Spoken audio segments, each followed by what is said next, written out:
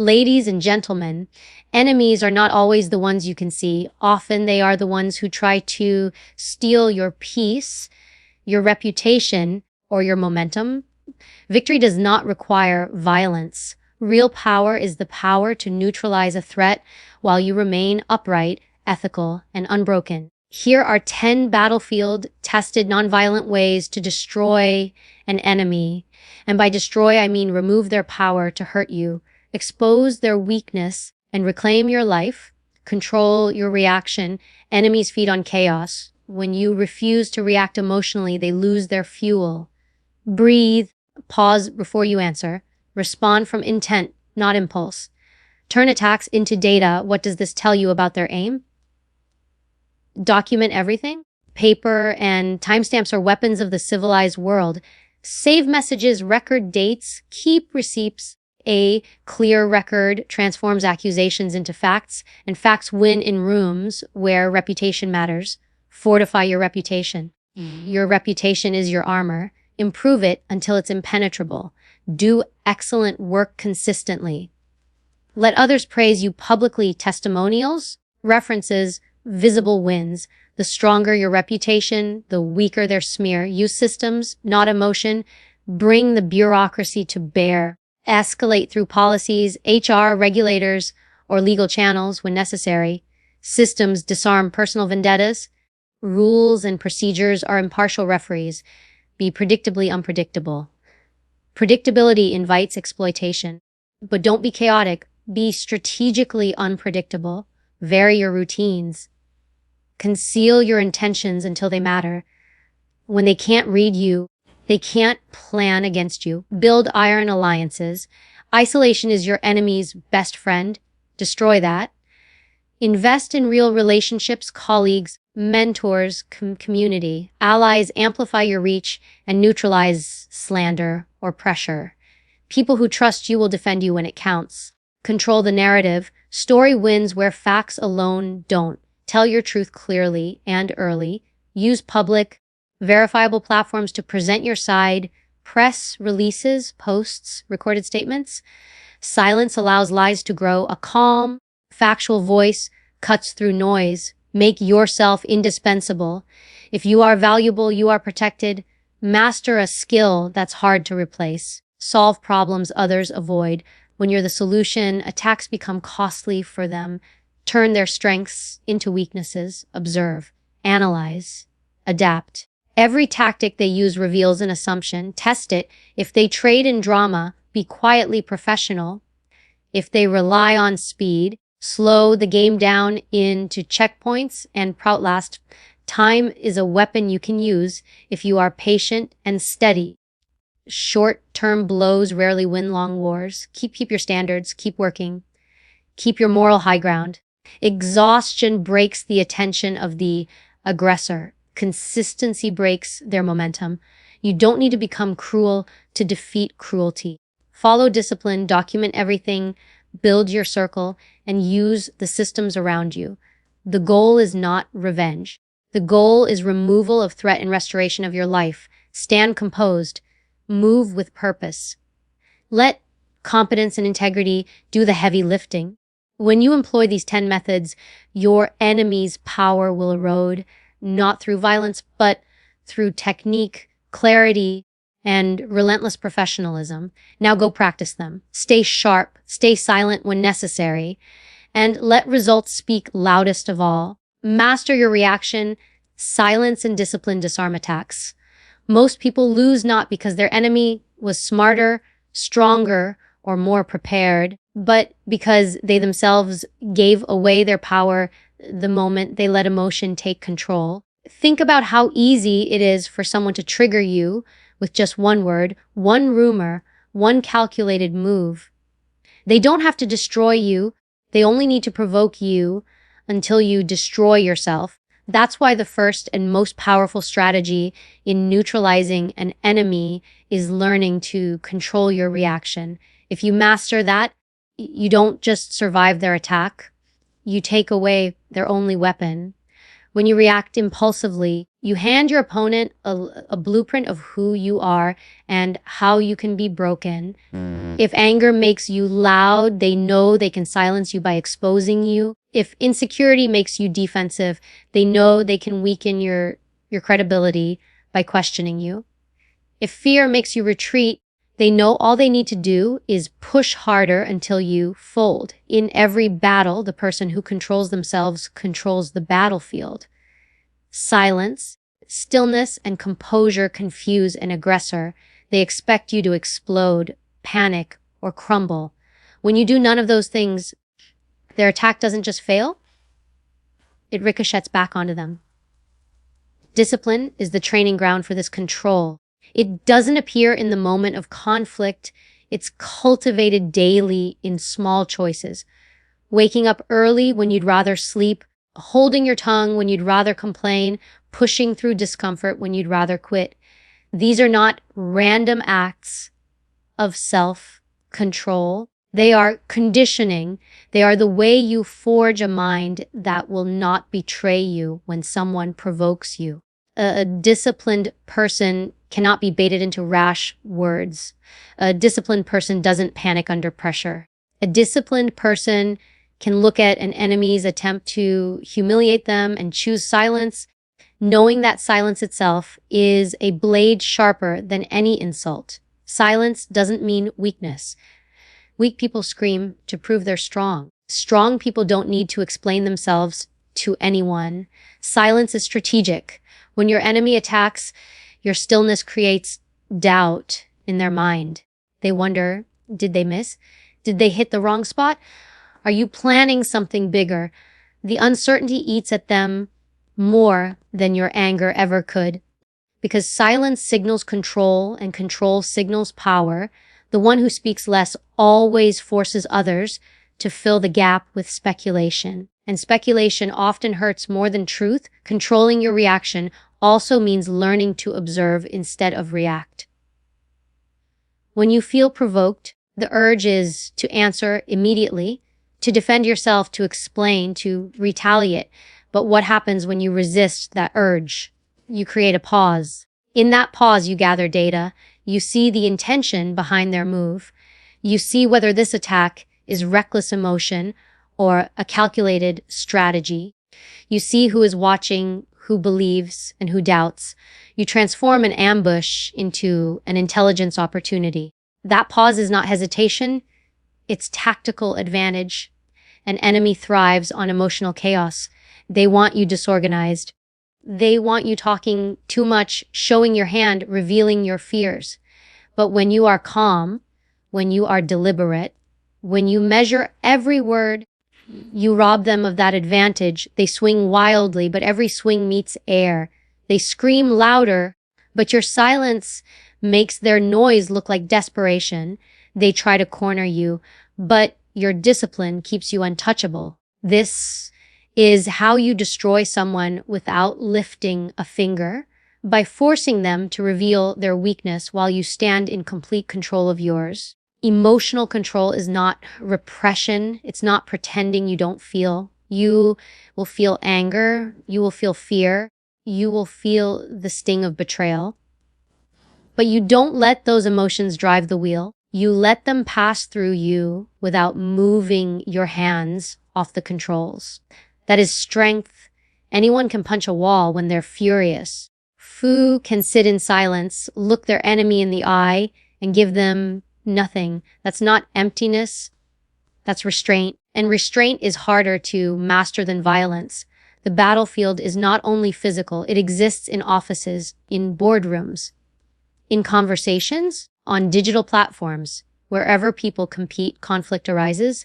And in those arenas, it is the person who can regulate themselves that wins. The one who can sit quietly during a storm, watch others panic, and act with precision when the moment is right. The one who never allows themselves to be baited into a losing position.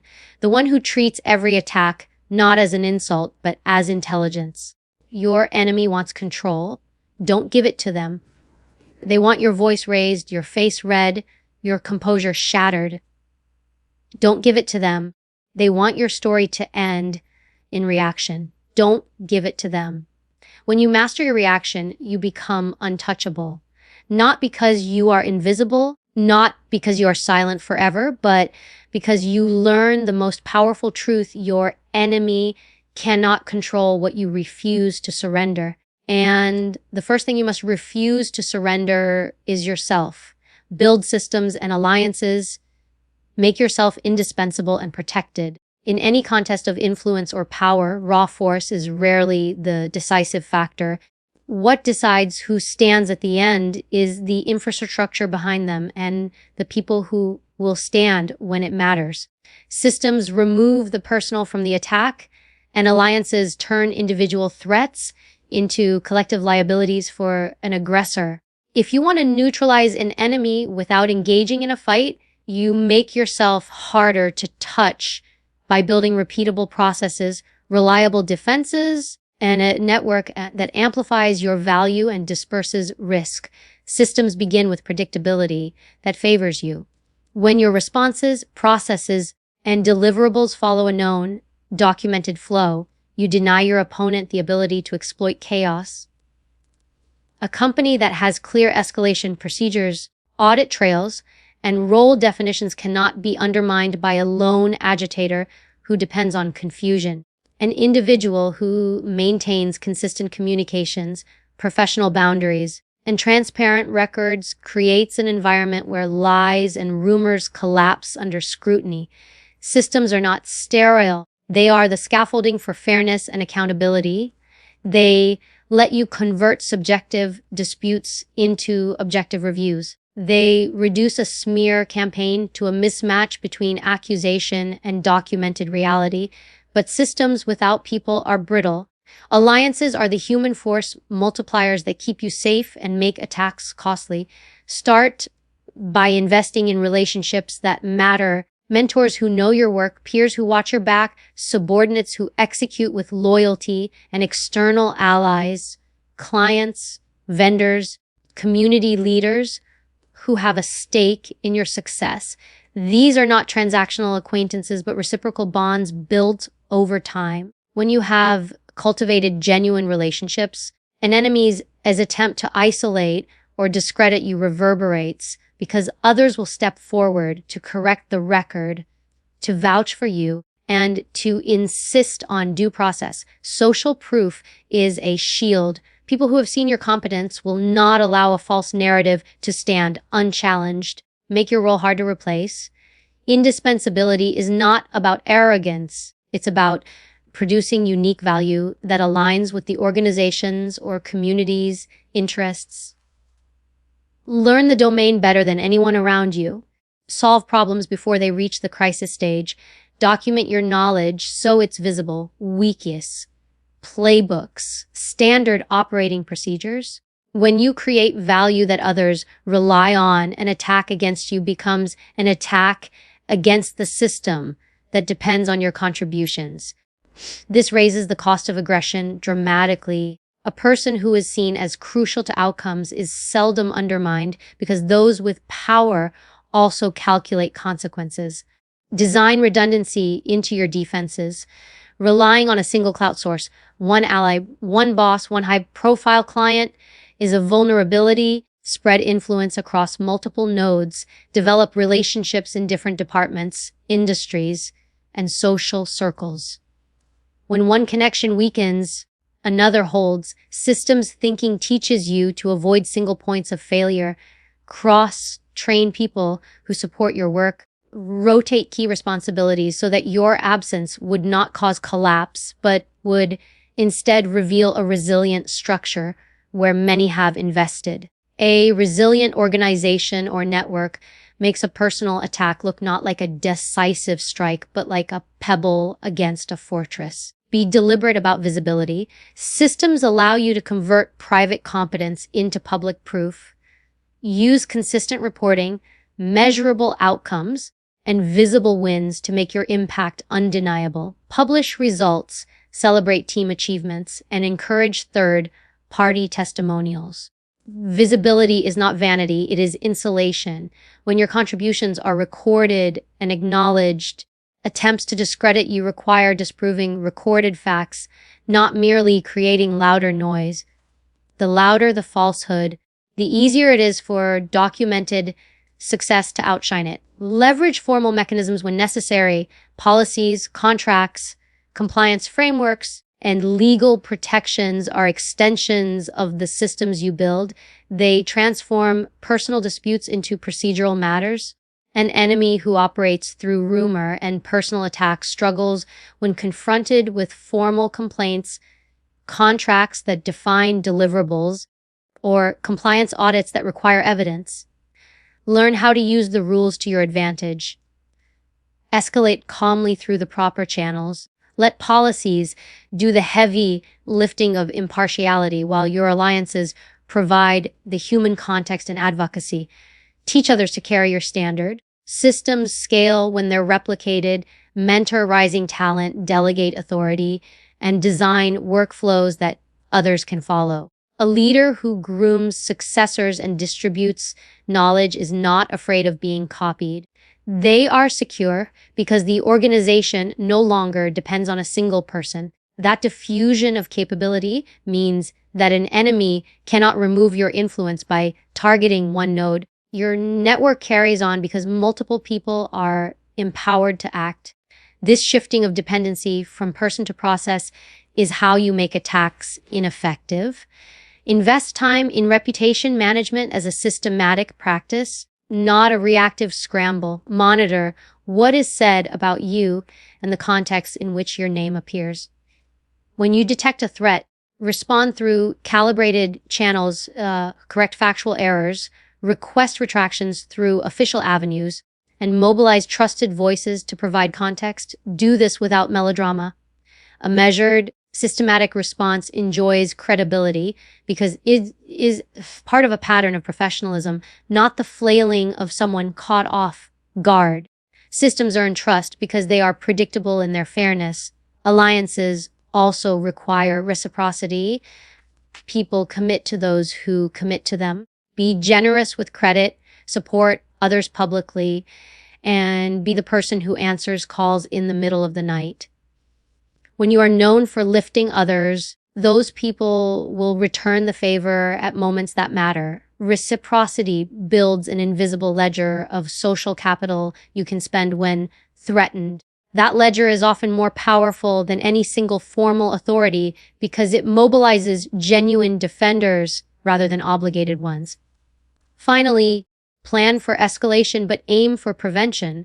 Systems and alliances are not only reactive tools, they're preventative. Create environments where malignant behavior is less likely to take root. Clear codes of conduct, expectations around communication, and mechanisms for early intervention. Encourage transparency so that small issues are dealt with before they amplify. Empower allies to speak up early. The best way to destroy an enemy without fighting is to never let them find purchase in the first place.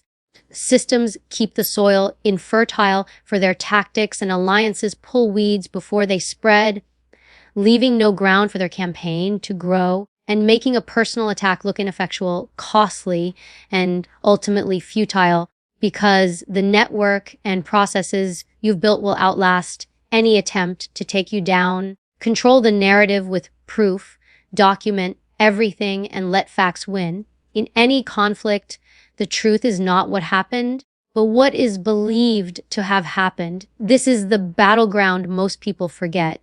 They focus on defending themselves emotionally or on launching counterattacks instead of mastering the one element that truly decides outcomes, the story that gets told and believed. If you allow your enemy to tell the story first, you are already at a disadvantage. If you allow them to tell the story without proof being challenged, you are already defeated. But if you control the narrative and back it with evidence, you strip them of credibility, and credibility is the lifeblood of influence. Documentation is your greatest ally in this process. People may argue with your words, but they cannot argue with a trail of records, emails, messages, contracts, performance reviews, receipts, time-stamped entries. Each of these becomes a brick in the wall that protects you when an enemy tries to paint you as irresponsible. The record of your consistency says otherwise.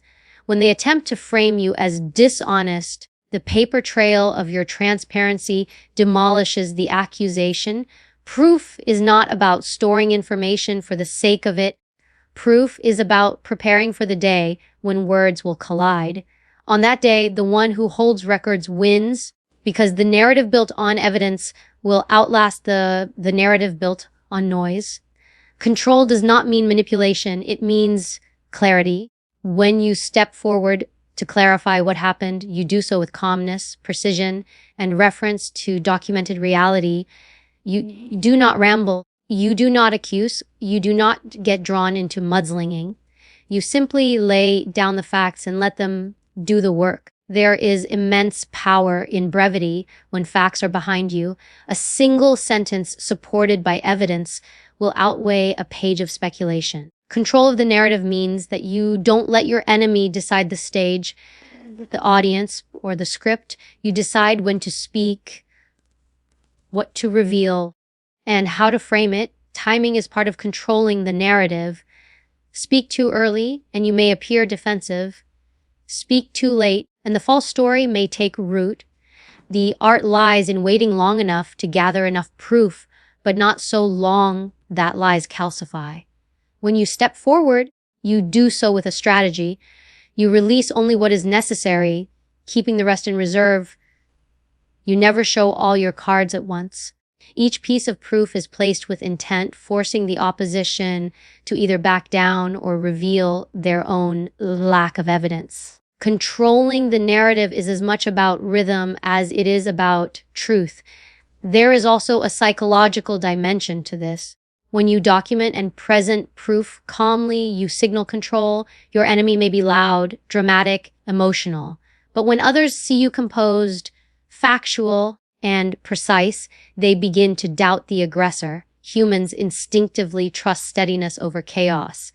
They believe the one who seems least threatened, the one who appears to have nothing to hide.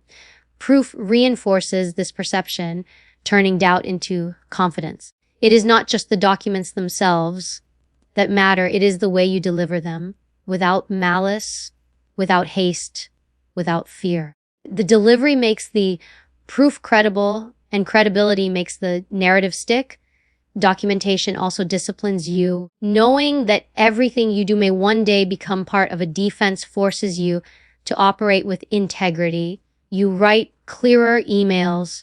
You create transparent systems. You back decisions with reasons. This not only prepares you for conflict, but reduces the chances of conflict escalating in the first place. An enemy will think twice before targeting someone whose record is airtight. A person who knows they can withstand scrutiny becomes untouchable because scrutiny becomes confirmation rather than exposure. Documentation is both sword and shield. It defends when attacked and cuts down attempts at deception before they spread. The narrative you control should not be purely defensive. Too many people wait until they are attacked to tell their story. By then, they are reacting, not leading. Instead, make it a habit to build your narrative continuously. Share your wins publicly. Highlight progress. Keep transparent updates flowing to those who matter. This is not vanity, it is preemptive defense. When you have consistently told your story with proof over time, an enemy's sudden attempt to twist it will ring false. People will already know your record. They will already have seen your consistency. It is far harder to overwrite a story that has been lived openly than to attack one that has been hidden in silence. Facts alone are not enough. You must know how to frame them. Humans are not machines. They are influenced by emotion, bias, and perception. That is why the proof you provide must be simple, clear, and connected to outcomes people care about. Drown them in excessive detail and you lose them. Provide sharp, undeniable evidence and you keep them. Learn to edit your proof the way a strategist edits a plan. Show enough to destroy lies. hold back enough to keep control, and always tie the evidence back to the larger truth you want people to believe. An enemy may still attempt to shout louder than you, to create confusion, to bury proof under volume. This is why discipline is crucial. Do not match their volume. Do not lower yourself into their theater. Keep repeating the facts with the same tone, the same composure, the same certainty. Over time, repetition of truth supported by evidence erodes even the loudest lies. People will begin to see that one side is stable while the other is erratic. Narratives decay when they cannot withstand consistency, and proof gives you the consistency to outlast the storm. To control the narrative with proof is to understand that perception is a battlefield. Words alone will not save you. Silence alone will not protect you. What saves you is evidence, organized and deployed with precision. Your enemy can invent stories, but they cannot invent records that don't exist. When you hold those records and you know how to use them, you seize control of the only arena that truly matters, what people believe. And when you own belief, you own the battlefield without ever raising your voice or lifting a hand.